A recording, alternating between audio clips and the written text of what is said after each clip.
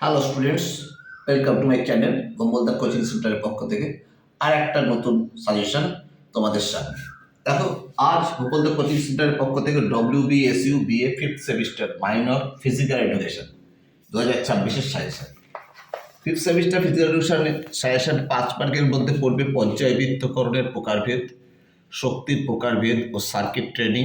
3 নম্বর circuit training. 4 নম্বর প্রশিক্ষণ চাপের উপাদান। 5 নম্বর প্রশিক্ষণ ভারের উপাদান।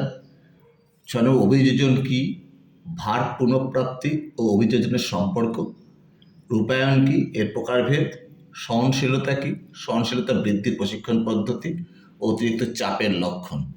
আর 10 মার্কসের মধ্যে পড়বে ক্রীড়া প্রশিক্ষণ কাকে বলে, ক্রীড়া প্রশিক্ষণের লক্ষ্য, উদ্দেশ্য, নীতি সম্পর্কে লেখো, বিরামযুক্ত প্রশিক্ষণ কি, বিরামযুক্ত প্রশিক্ষণ সম্পর্কে লেখো, শক্তি কাকে বলে, এর উন্নতির পদ্ধতি অর্থাৎ শক্তি বৃদ্ধির প্রশিক্ষণ পদ্ধতি সম্পর্কে লেখো, নমনীয়তা কি, নমনীয়তা বৃদ্ধির ব্যায়ামগুলি সম্পর্কে লেখো, উদাহরণ সহকারে বিভিন্ন প্রকার পেশি সংকোচন ব্যাখ্যা করো, লিভার কাকে বলে, প্রত্যেক প্রকারের চিত্র সহ ব্যাখ্যা করো, নিউটনের 3টি গতিসূত্র লেখো, তাদের ব্যাখ্যা করো।